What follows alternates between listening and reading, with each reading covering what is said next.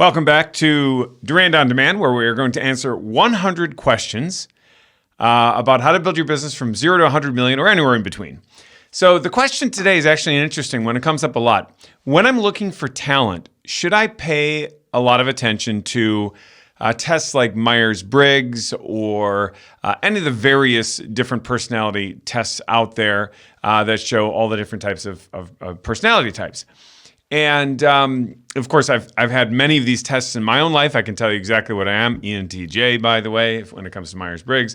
I'm 50% a merchant, 50% a builder, according to others. You know, there's a lot of different tests out there.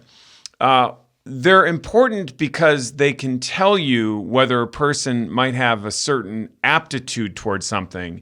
So I actually don't really speak against them. I would not say that I speak against them, and I would even say that I partially speak for them. But what I can tell you is that they are unable to read the most substantial and important indicator of success, and that's virtue. So what do I mean by that? You might have a person that's perfectly inclined for sales, or perfectly inclined for administration, or perfectly inclined for finance.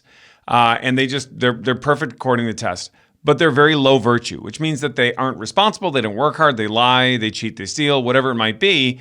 So it doesn't really matter that they are kind of made the right way. They're just not going to put those things to use.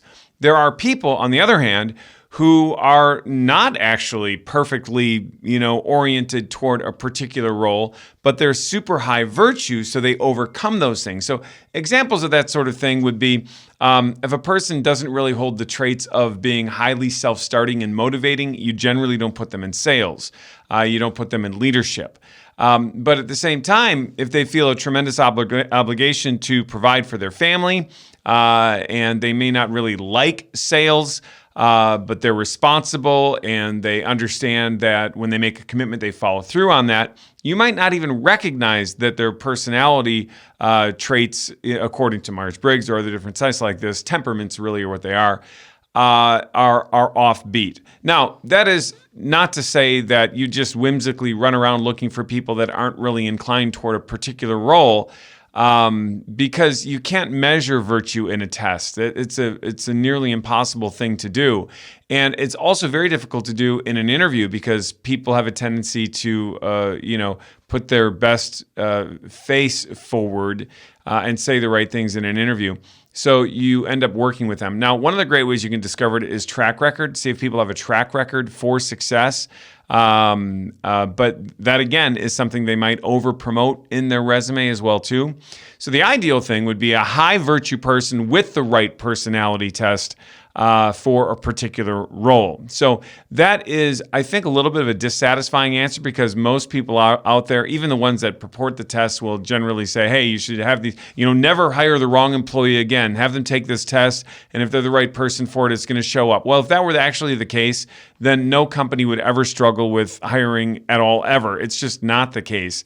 But, they're good indicators, no doubt about it. The most important indicator is whether or not they are a high-virtue person.